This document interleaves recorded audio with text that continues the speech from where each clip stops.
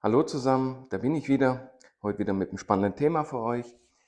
Und zwar soll es heute mal um die gluteale Amnesie gehen oder auch das sogenannte Flat-Butt-Syndrom.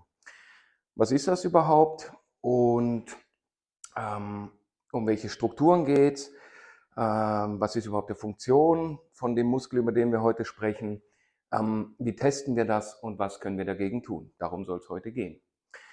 Also zuerst einmal, um das Thema grob zu erläutern, bei vielen Menschen oder bei fast jedem ist durch das viele Sitzen der Gluteus maximus, also der größte Muskel am Hüftgelenk oder an der Hüfte selber, ähm, inhibitiert oder eingeschlafen oder geht vergessen. Genau. Welche Funktion hat dieser Muskel? Dieser Muskel hat die Funktion der Hüftextension, also der Aufrichtung des Beckens und stabilisiert natürlich das Becken auch. Genau. Um welche Strukturen soll es heute noch gehen? Heute geht es um die ischochorale Muskulatur, also den Beinbizeps. Es soll um die untere Rückenmuskulatur gehen. Es soll um die vordere Muskulatur des Oberschenkels gehen und partiell auch um den Psoas. Genau. Ähm, Warum ist mir das Thema wichtig und was passiert überhaupt bei dieser glutealen Amnesie? Oder wie ich gerne sage, oh, oh, oh, wo ist mein Po? Genau. Ähm, Es passiert Folgendes. Also wenn der Gluteus ja, wie gesagt, im Gehirn nicht mehr gut abgebildet ist oder eben vergessen geht oder nicht adäquat angesteuert wird, dann müssen ja andere Muskeln diese Funktion übernehmen. Das heißt also im Klartext, wenn jetzt der Po-Muskel die Hüftextension nicht übernimmt, müssen natürlich die ischochoralen Muskeln doppelt so viel oder viel mehr arbeiten, was dort dann zu entweder Verkürzung durch permanente Anspannung oder eben zu Überlastungsschmerzen führt. Genau dasselbe mit dem unteren Rückenkomplex. Ja? Das heißt, wenn der Gluteus nicht adäquat arbeitet, muss auch der untere Rücken mehr Arbeit leisten. Das gleiche gilt für die Oberschenkel. Auch dort kann es am Quadrizeps vorne dann zu Überlastung kommen. Genau. Und dann geht es eben darum, wie teste ich das? Das werde ich nachher anhand von einer Übung demonstrieren, wie man herausfindet, welche von diesen Strukturen eigentlich jetzt die Arbeit für den Muskel, der sie eigentlich tun sollte, also in diesem Fall der Gluteus, übernimmt. Ja, genau. Und nachdem wir dann eruiert haben für uns selber, das kann man auch gut dann eben mal ausprobieren, welche Muskeln eigentlich mehr Arbeit leisten, dann schauen wir auch noch an, wie wir das Problem dann beheben können. Genau. Also ohne weitere Umwege würde ich sagen, springen wir da mal rein und ich zeige euch, wie man das testet und im Anschluss direkt auch, wie man das beheben kann. Bis gleich.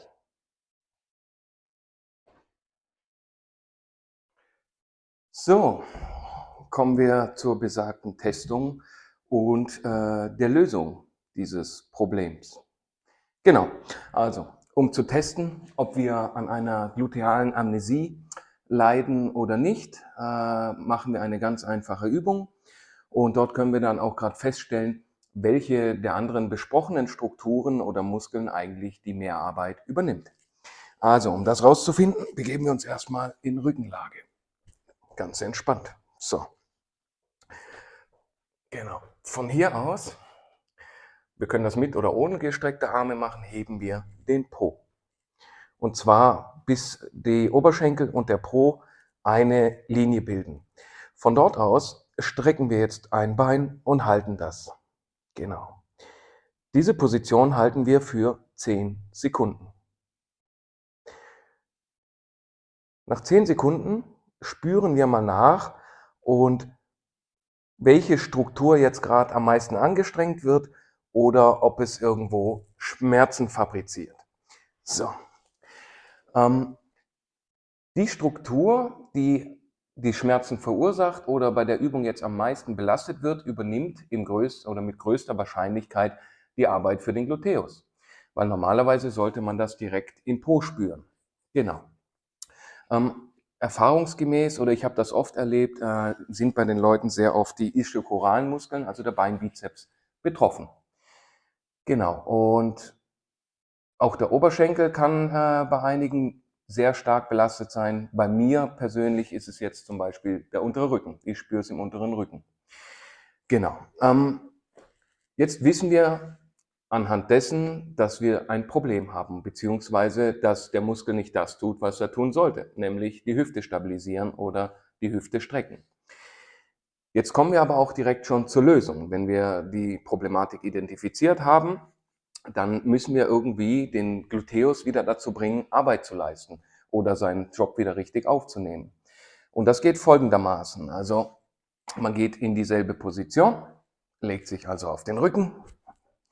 So, jetzt ist wichtig, ne, dass man, bevor man den Po anhebt, ist wirklich wichtig, dass man erstmal die Pobacken anspannt. Ja, ihr könnt euch vorstellen, wie wenn ihr einen 100-Euro-Schein oder eine 100-Dollar-Note zwischen die Pobacken einklemmt. Also nicht gerade unbedingt eine Walnuss knacken, so extrem nicht, aber einfach mal die Glutealmuskulatur ansteuern und dann nach oben kommen. Und zwar nicht, wie ich es jetzt gemacht habe, schnell, sondern Pobacken anspannen und langsam und kontrolliert nach oben kommen, sodass ihr während der gesamten Bewegung den Gluteus spürt. Und das ist gar nicht so einfach. Ja? Das ist eine Möglichkeit, den richtig schön wieder im Gehirn abzubilden. Ja? Da macht man 10 Wiederholungen. Ich würde 3 mal 10 Wiederholungen machen. Einfach 3 Sätze. Genau, was ich oft erlebt habe, ist, dass die Leute, wenn sie allein schon in die Position zum Testen gehen, dass sie einen Krampf bekommen in der ischiokoralen Muskulatur. Und das ist sehr häufig. Deswegen sind die Leute auch meistens dort verspannt und verkürzt. Um das zu umgehen, weil die sagen mir immer, du, ich kann die Übung gar nicht machen, ich kriege da Krämpfe. Und dafür wenden wir dann das Prinzip der reziproken Hemmung jetzt zu unseren Gunsten an oder antagonistische Hemmung. Das heißt, diesen Menschen empfehle ich, also man könnte es frei machen oder an der Wand, ich demonstriere es jetzt gleich an der Wand. Man tut quasi, ich würde aber Schuhe anziehen oder sowas, dass man nicht gegen die Zehen drückt, mit den Füßen gegen die Wand gehe, mich hier ablegen und jetzt ja, spanne ich wieder den Po an, gebe aber Schub mit den Zehen gegen die Wand, weil was passiert, wenn ich das mache? Das heißt, jetzt aktiviere ich den Quadrizeps, den Oberschenkel und dieser hemmt reziprok meinen Antagonisten, also in dem Fall den Beinbizeps, okay? Das heißt, ihr könnt feststellen, wenn jemand da Krämpfe hat und er macht es so, ist die Wahrscheinlichkeit groß, dass er dann keinen Krampf bekommt, okay? Also, wie gesagt, wer hier unten zu Krämpfen neigt, wenn er das macht, Füße gegen die Wand, ne? Pobacken anspannen, auf Spannung halten, Zehen leicht gegen die Wand drücken und dann 10 Mal nach oben kommen. Und das schön langsam und kontrolliert. Ja? 3 mal 10 Wiederholungen. Genau. So, das war das eine. Das andere wäre jetzt zum Beispiel, wenn jemand merkt, oh, das macht mir Schmerzen im Oberschenkel. Das kann man eben auskoppeln oder entkoppeln. Da drehen wir das Prinzip genau um. Das heißt, wenn jetzt jemand da mehr Schmerzen im Oberschenkel hat und hinten passiert ja gar nichts, könnte man hingehen und sagen, wir begeben uns wieder in Rückenlage, ja, und wieder Pobacken anspannen. Und jetzt ziehen wir aber mit den Fersen zum Po, während wir die Bewegung nach oben machen. Weil jetzt aktivieren wir die hinteren Beinmuskeln und hemmen die vorderen Oberschenkelmuskeln. Das gleiche Prinzip. Genau. Das war jetzt die Übung für den Gluteus Maximus. Der Gluteus Medius, der ja das Bein seitwärts hebt, ist meistens auch mit betroffen. Und die zweite, auch evidenzbasiert effizienteste Übung, um die eingeschlafenen Glutealmuskeln zurückzuholen, demonstriere ich euch jetzt. Dafür legt ihr euch auf die Seite. Das kennt ihr wahrscheinlich auch schon. Das kann man auch wunderbar beim Fernsehgucken oder sowas machen oder wenn man ein Buch liest. Ja, man legt sich seitwärts hin und hebt einfach das Bein nach oben. Jetzt ist aber auch hierbei wichtig, ja, dass wir, bevor wir das Bein heben, die Glutealmuskulatur anspannen und dann sehr langsam und kontrolliert über die volle Range of Motion, ja, die Spannung halten im Po-Muskel, in dem Fall jetzt vor allem im Gluteus medius, also einfach den Po anspannen. Ich glaube keiner, dass irgendjemand selektiv den Gluteus medius anspannen kann, aber ihr könnt es versuchen. Und auch dort vollführen wir dann 10 saubere, langsame Wiederholungen. Full Range of Motion. Genau.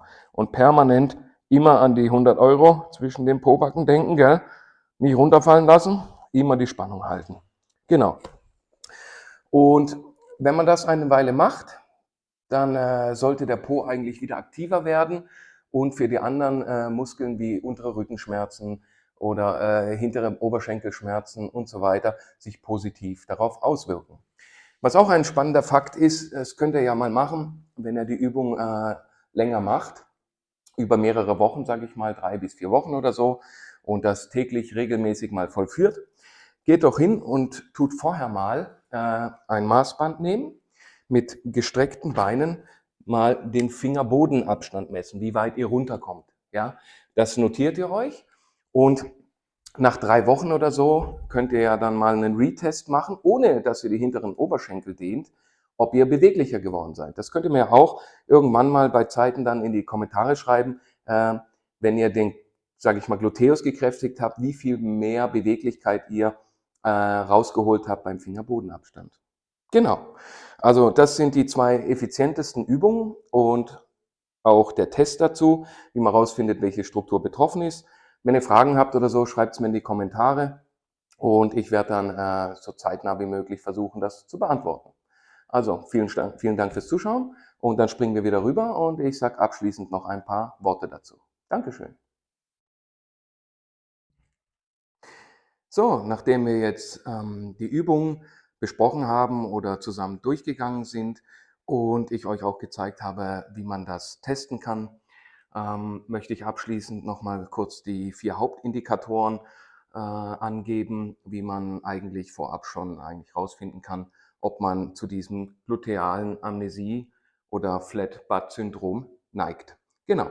Also erstens, man hat Schmerzen im unteren Rücken und oder eben Schmerzen in den Hamstrings, also im Beinbizeps, weil wie anfangs besprochen, diese ja die Arbeit übernehmen. Zweitens, ganz wichtig, wenn ihr diese Übung macht oder squattet oder generell Übungen, spürt ihr dann den Gluteus, dass der arbeitet. Also habt ihr wirklich eine gute Brain-Muscle-Connection oder spürt ihr eher alle anderen Muskeln und der Popo macht einfach. Genau. Und drittens, wenn das Becken, ich habe das unten mal hier aufgezeichnet, um 13 Grad nach vorne gekippt ist und der Gluteus nicht in der Lage ist, die Neutralposition des Beckens zu gewährleisten. Und der vierte Indikator wäre, wenn man viel sitzt, also wenn man eine sitzende Tätigkeit hat oder viel im Auto unterwegs ist. Und dann kann man eigentlich auch davon ausgehen, dass man wahrscheinlich unter diesem Syndrom neigt. Ein spannender Nebenfaktor ist, dass mir aufgefallen ist oder auch wissenschaftlich erwiesen ist mittlerweile, dass bei Verkürzungen im hinteren Oberschenkel äh, denen gar nicht das zielführendste ist, sondern tatsächlich eher die Kräftigung der Glutealmuskulatur oder des Chors. Weil wenn dieser Muskel natürlich dann weniger Arbeit übernehmen muss, weil der Gluteus wieder die Neutralposition des Beckens gewährleisten kann, können diese auch automatisch locker lassen. Das Zweite, was mir noch wichtig ist zu erwähnen hierbei, ist der Psoas vorne, also der Gegenspieler, der Hüftflexor. Wenn der natürlich, wie soll ich sagen, dauerhaft verspannt oder verkürzt ist, man könnte das auch testen mit dem Thomaschen Handgriff, dann ist es so, dass es natürlich dort, wie in einem anderen Video von mir erklärt, zu einer reziproken antagonistischen Hemmung kommt. Also es kann sein, dass dann der vordere Muskel, der Hüftbeuger, uns den Gluteus abschaltet. Wenn das der Fall wäre, dann sollte man auf jeden Fall den vorderen Muskel lockern. Ich habe das auch mal mit einer Faszienübung oder Faszienrollenübung gezeigt oder ihn dehnen, bevor man dann die Glutealmuskulatur trainiert. Dafür könnt ihr euch gerne mal mein Video anschauen über die reziproke antagonistische Hemmung. Genau, und ansonsten gibt es, glaube ich, nicht mehr so viel dazu zu sagen. Also ich bin zufrieden. Und es wäre natürlich toll, wenn ihr mir da mal in die Kommentare schreibt. Das würde mich einfach interessieren, wo ihr das am meisten gespürt habt. Habt ihr es mehr im hinteren Oberschenkel gespürt? Habt ihr es im Quadrizeps, also im vorderen Oberschenkelmuskel gespürt? Oder tatsächlich eher im unteren Rücken? Also, ich hoffe, das Thema war spannend für euch und könnt mit den Informationen und Übungen was anfangen. Ich wünsche euch auf jeden Fall ganz eine gute Zeit und viel Spaß mit der Übung und nicht übertreiben. Also, bis bald und ich freue mich schon aufs nächste Mal. Ciao.